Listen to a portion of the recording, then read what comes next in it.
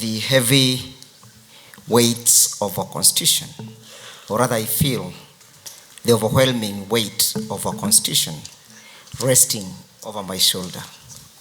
It's my sincere hope that this weight, during the time of the interrogation of the submissions, will equally continue to rest on this court's shoulders. Why do I say so, Your Lordship? I say so because it is important for us to begin by understanding the preamble to the Constitution. When we were giving ourselves this Constitution, these are some of the sacred promises we gave unto ourselves. One of it was that we recognized the aspiration of the Kenyans people for a government. You have 44 to 49 petitioners. Yes, 44th to 49. Yes. I indicated, my Lord, that when we gave ourselves this Constitution, the people of Kenya recognized their aspirations for a government that is based on essential values, human rights, equality, freedom, democracy, social justice, and the rule of law. That is what we promised ourselves. Number two, we promised ourselves to exercising our sovereign power and unalienable rights to determine the form of governance of our country, and we give it to ourselves and the future generation. That is why I said, Your Lordship, that this case before you is not about His Excellency Rigathi Gachagua. It's about the posterity of our nation, the success of our democracy, and the fidelity to our Constitution. I therefore wish to submit that I participated in these proceedings during the Senate, and I submit that there was no impeachment that took place at the Senate. All what happened at the Senate, my ladies, my lords, was a mockery of an impeachment, a travesty of justice, the transgression of our Constitution. Your Lordship, it has been submitted earlier on by my learned friends that the question that begs the mind of this court is, was this the most appropriate avenue of addressing the alleged transgressions? Or is impeachment contemplated by our Constitution as a matter of last resorts?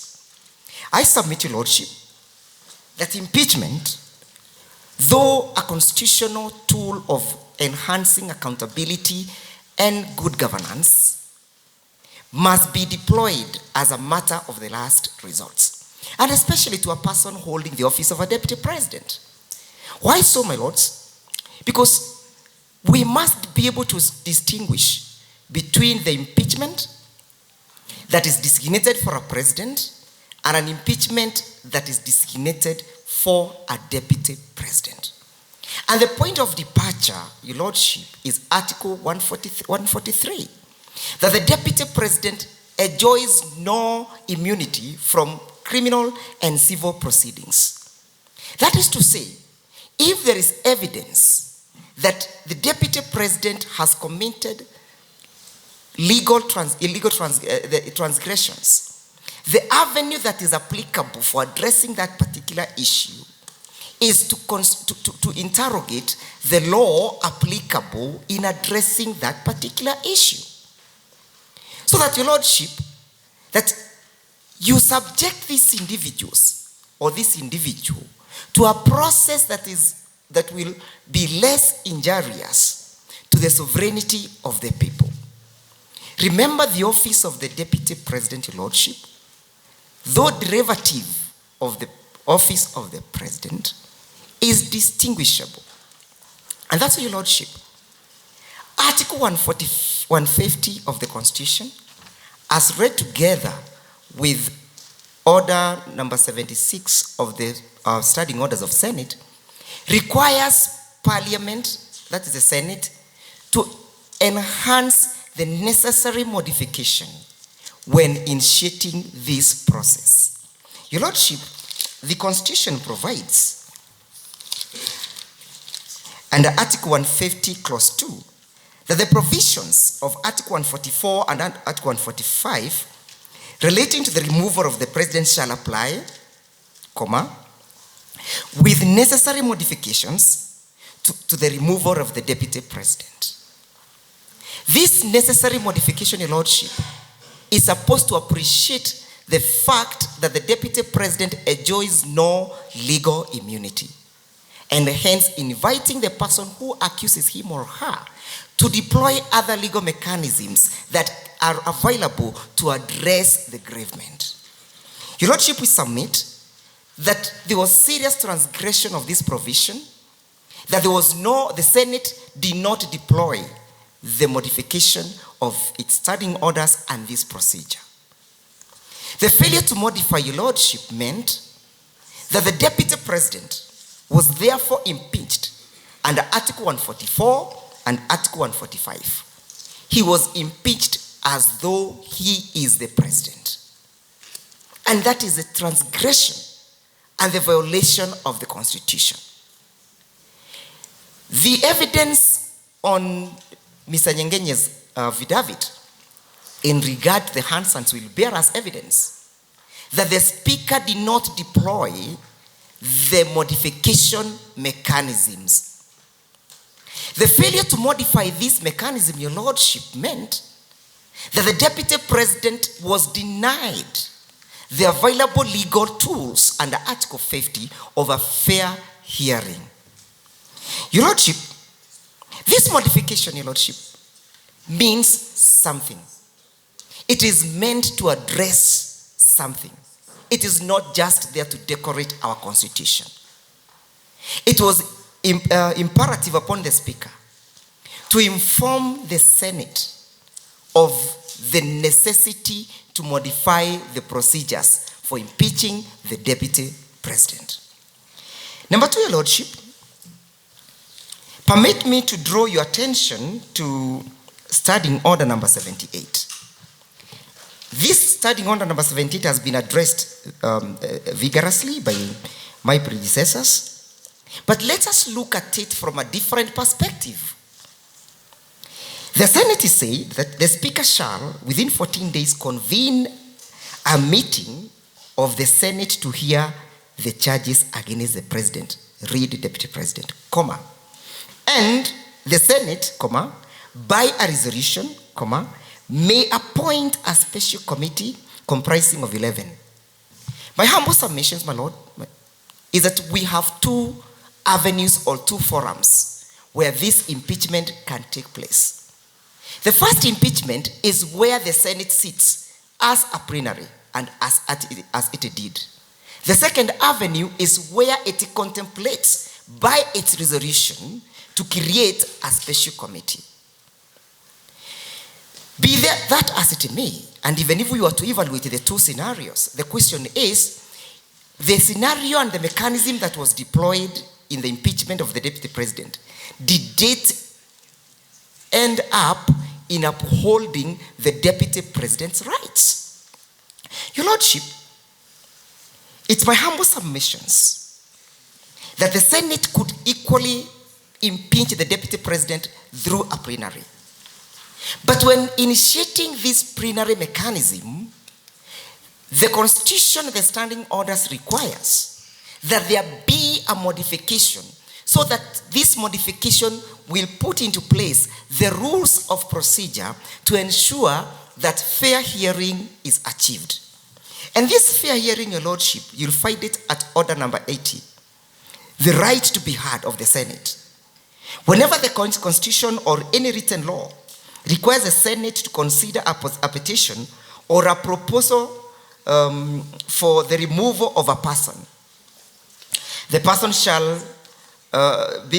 be entitled to appear before the relevant committee of the Senate to consider the matter, and the Senate and shall be entitled to a legal representation. Your Lordship, my argument or my submission is that even when the Senate decided to deploy the first forum of the Senate being the impeachment crowd as a plenary, they did not provide the procedures for the impeachment that would have ensured that a right to a fair hearing is accorded to the Deputy President. What that means, Your Lordship, is that the Deputy President was denied an opportunity under Article 27 of equal protection, equal enjoyment, and equal protection before the law. That amounted to a transgression. It amounted to an infringement. It amounted to a violation. But Your Lordship, again, you might want to ask yourself whether the Speaker had the responsibility and the duty to guide the Senate when the Senate realized that they are going for the plenary and the plenary has not provided for the mechanism. Order 1 says, Your Lordship, of the Senate rules, in all cases where matters are not expressly provided for by the standing orders or by other orders of the Senate, any procedural question shall be decided by the Speaker. The Speaker did not deploy this mechanism.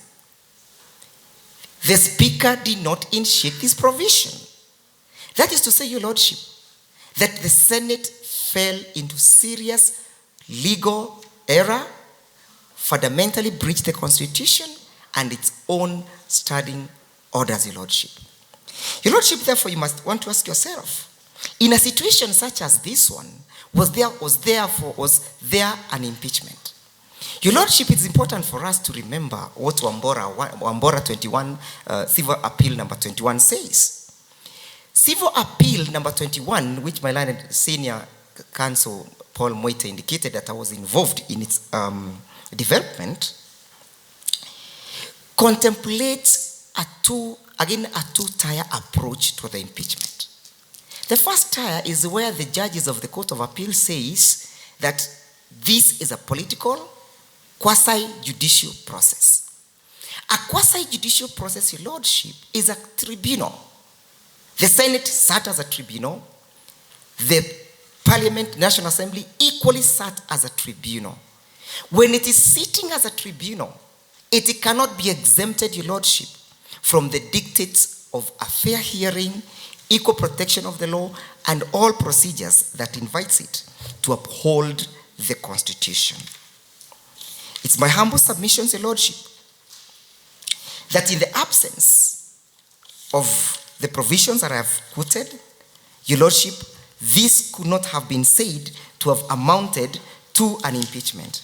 Your Lordship, that decision, Your Lordship, the Wambora decision, the judges of the Court of Appeal relied in the case of Madbury versus Madson. And this is what the judges said. It is at paragraph 32, Your Lordship.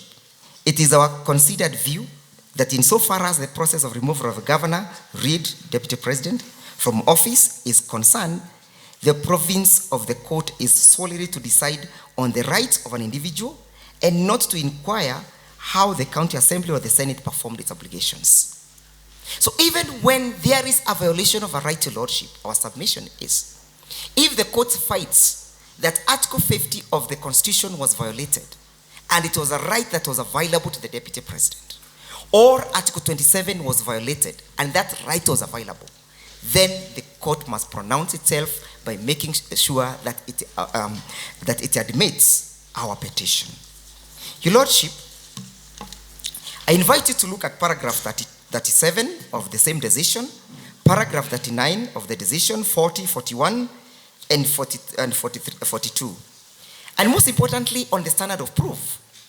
Your Lordship, it's my humble submission that when the Senate or the National Assembly sit as a quasi-judicial organ, whatever submissions or contributions members of the Senate or the National Assembly contribute to must speak to the fact in issue, because it's sitting as a tribunal.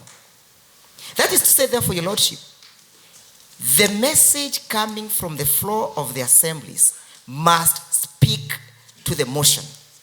It must speak to substantiating the motion. But Your Lordship, when you look at the various members, how they contributed to the motion that was before the assembly, and Your Lordship, I would wish to begin by looking at what transpired in the National Assembly. The same evidence finds itself at the Nyengenye's affidavit. Look at what Honorable Ibrahim Sane said. This is what he said, I'll quote. I want to bring out 3 assertions which are highly distorted, emanating from His Excellency the Deputy President Gachagua. The second thing is that one who calls himself a co-president. So this member of parliament who voted for the motion was aggrieved by mere perceptions. He says, the second thing is that he always talks of having acquired a paramilitary training. He is supposed to be a symbol of harmony. So how did the issues of paramilitary, were they part and parcel of what was being considered?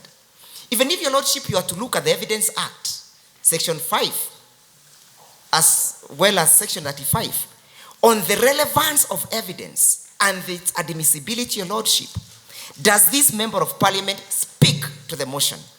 He is aggrieved that His Excellency considers and says that he has acquired paramilitary training. Look at what Ali Rosa says, member for SACU, UDA. The national unity is one of the reasons the Deputy President must be impeached. He came into public stage to talk about an issue that eventually would undermine, discriminate the minorities. What issue was he speaking about? He was addressing the issues of 1 man, 1 vote, 1 shilling. This member is aggrieved by an issue that was out in the public domain. The country was seriously engaged even during the time of the BBI with the argument of 1 man, 1 shilling, 1 vote. For that reason, he votes to impeach the Deputy President. The relevance, Your Lordship, the relevance of evidence. The nexus between what transpired in the Senate and in the National Assembly to the motion in issue. The nexus. Your Lordship, let me just look at what Honorable Elijah Kuroria says, member for Gatondo North. The rest you read, my lords. I want to remind this House that during the swearing-in ceremony at Moi International Sports Center, Kasarani, he humiliated Honorable Uhuru Muigai Kenyatta so badly before the nation and visiting dignitaries in the Republic of Kenya. This member of parliament for Gatondo did not make any further submissions on the motion. He was aggrieved by issues that were irrelevant, irrational, unreasonable. How was there any particulars in the motion that spoke about the conduct of the Deputy President during the swearing in? Again, look at Honorable Kagombe, member for Gatondo South. Again, he speaks irrelevant issues, Your Lordship. What am I saying? Again, you also look at what the member, the women rep for Nyandarua said. She was aggrieved, Honorable Faith Gitau, that the Deputy President has no respect for women. The reading of the motion, Your Lordship, I did not see any charge that invited the National Assembly or the Senate to evaluate such kind of conduct. There was no particulars and there was no charge. That is to say, Your Lordship, again, allow me to take you to the Senate and look at what Senator Tabitha Keroche says. This is what he says. If the boss decides that he does not want an employee, what can you do about it? It tells Your Lordship, this was a predisposition and a prejudged outcome. And you see, Your Lordship, when seated at the Senate, each senator sits as undistinguished and distinct jury. So this jury, Your Lordship, when he makes this kind of perceptions, political perceptions, they have the capacity and the possibility of persuading other members of the Senate. Because each vote of the member of the Senate is cast as an individual vote. So, Your Lordship, then you want to ask yourself, look at what my learned friend, senior counsel or gender is aggrieved by. Again, we shall quote him. We'll have no... So Sifuna said that, Sifuna says that he has looked at the motion, he has found that the motion does not fit well in law, but what does he do? At the fullness of time, he votes for the motion. He impeaches. You need to distinguish the conduct between Tabitha Keroche and Honorable Sifuna. Keroche is a layman or a woman. Sifuna is an advocate of this court.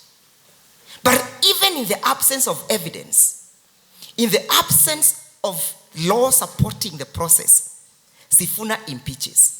Even after making a valid observation that this motion is not worth the paper it's written on. But he impeaches. It tells your lordship that what was happening there was not an impeachment. The Senate and the National Assembly was not in pursuit of good governance. It was not in pursuit of transparency. It was not in pursuit of accountability. It was not in pursuit of the rule of law. It was in pursuit of political elimination. That is what guided the Senate. And your lordship, then you might want to ask yourself, whether such a motion, your lordship, the nexus between the contribution of the members of the Senate and the motion. Wambora 21 says that there must be a nexus. And not just the nexus between about the contribution, but even the particulars that are alleged to have been transgressed and the person facing the impeachment.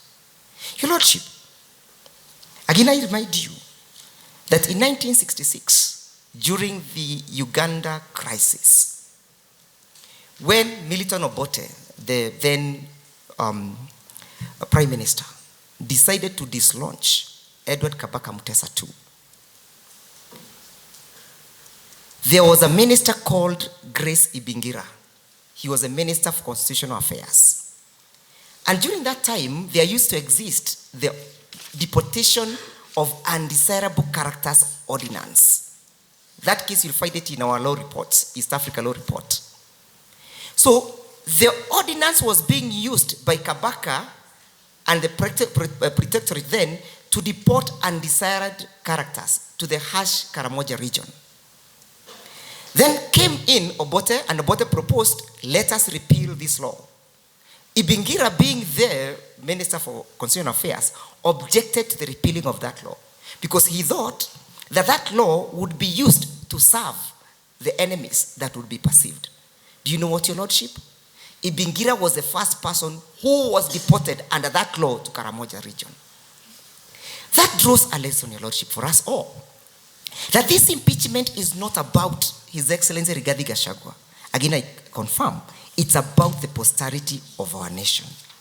Your lordship, when it was argued that His Excellency has been taken ill, my submission, your lordship, is that Article 19, Article 21, Article 20, Article 24, Article 25, Article 27, and Article 28 kicked in.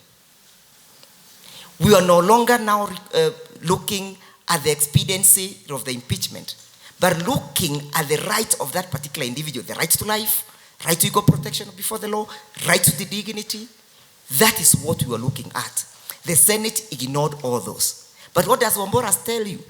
Wambora case tells you, look and see whether there was violation of the rights. Your lordship, our submission is that there was serious transgression of those rights. Your lordship, permit me to draw your attention to section, as I go to my next point, Article 138 of the Constitution. Clause 2. It speaks about the procedure at the presidential elections. I will draw parallel later. If two or more candidates for the president are nominated, an election shall be held in each constituency. My interest is the word each constituency. When looking at this, your lordship, and having submitted earlier that the office of the Deputy President are derivative of the office of the President, when the Nation Assembly was called upon to initiate public participation, they were supposed to initiate this public participation in the same manner and the same mode this particular person they're removing from office came into office. You reckon, your lordship, that in the case of Maina Kiai, it was decided that the election is at the polling center. That election at the polling center, Your Lordship, is the most minute space where the people can exercise their sovereignty. So if we are putting in a president and the deputy president at the polling station, how do you remove him at the county headquarters? How do you make relevance of the county headquarters being the forum for public participation? How did my mother in Karusho participate in the removal of the deputy president? Yet that removal affects her sovereign will.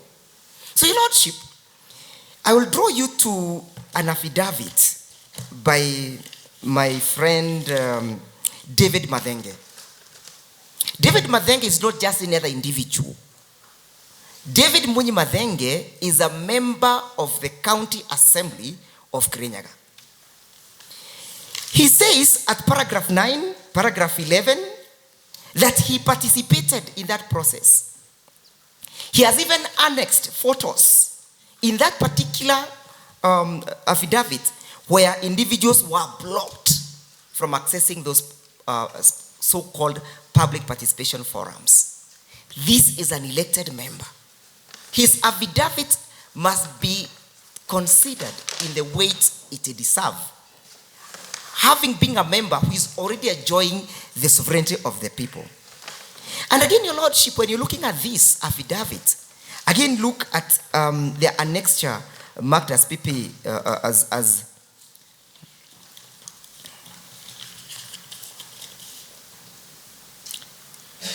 DMM1. This is the National Assembly announcement or notification of the extension of the public participation. They quote and rely on the decision of your brother, Justice Mwongo. Justice Mwongo, and that is the reason why my learned friend, the Member of Parliament for Kirinyaga, Honorable Njeri, referred to the notice of motion that brought forth these particular orders, was specific as to the forums where the public participation was to take place. The judge was therefore reading Article 138, Clause 2, that we must go as close as possible. We must decentralize as much as we can to ensure that there is meaningful, there is quantitative and qualitative public participation. But when you put it in a notice like this, my mother at Karusho, she hardly reads newspapers. She hardly reads newspapers. And Karusho, Your Lordship, is about 130 kilometers from where we are seated. We also have individuals from where we are seated in Banisa who are 700 kilometers from where we are. A newspaper is published. Tell me how Galo, how Muhammad, how Hassan had the ability to participate in this process. Just become pragmatic, my lords. View it in that lens. The pragmatism of what was being called upon. That is why when you're told that there was no qualitative or quantitative public participation, Your Lordship, there cannot be any other answer to that. Your Lordship, as I sum up, permit me again to draw your attention to Article 50. Article 50, Clause 2, Paragraph H. Your Lordship, the Deputy President was unable to attend to his defense. Most importantly, Your Lordship, for this court to note, is that the Deputy President was the only witness for that case. He was not to call any other witness. And he has been denied an opportunity to defend himself. You'll hear my learned friend, Senior Counsel Tom Ojenda, telling you that Article 50, Clause 2, Paragraph H, permits such kind of a conduct. It says, Your Lordship, every accused person has a right to a fair trial, which includes the right, H, to be present when being tried, unless the conduct of the accused persons makes it impossible for the trial to proceed. I am very sure they would have relied on that, Your Lordship. Let me preempt them. Your Lordship, two things here. In Wambora's case, Wambora indicates, that is Wambora, the locus classicus, that the process of the impeachment is neither criminal nor civil. Therefore, this provision cannot be taken as an exemption to create the necessity for the Deputy President to be available during the process of the impeachment. Because it's distinguished that this specifically applies to an accused person. And Wambora has said that an impeachment is neither criminal nor civil. So there was no possibility, Your Lordship, that his presence could have been done away with. It was mandatory, Your Lordship, for the Deputy President to be present during the trial. As I sum up, Your Lordship, you might then ask yourself, in the circumstances, Your Lordship, where an individual has not been heard, where a person has pleaded his unavailability as a result of illness, what was available for the Senate to do? I sat through, I was present, Senior Counsel Paul Moite making an application for adjournment up to Tuesday. They rushed as if London was burning to deny that right. What was the reason, Your Lordship? They said that this was a time-bound process. That's a fallacy. That is a legal fallacy. This was not a time-bound process. And I look at it in two ways. If we were to say, Your Lordship, that the impeachment was to take place at the committee stage, there were 10 days provided for. If we were to say that the impeachment, therefore, was to take place as it did in the plenary, there were no rules requiring or giving the time period within which that process must be complete. May I repeat? When they opted for the plenary, and when they failed to modify this process so as to bring into conformity with the circumstances of the case and to create the necessary legal procedures for the impeachment, they went for it in a blanket manner. Because the plenary itself did not prescribe the time period within which this impeachment must be completed. Your Lordship, to the extent that this Senate failed to grant the Deputy President an opportunity to defend himself and hid behind the timelines, which are not constitutionally provided for because they went for the plenary, then, Your Lordship, there was a transgression of Article 25, which provides for the non-derogable rights, and a transgression and a violation of Article 50.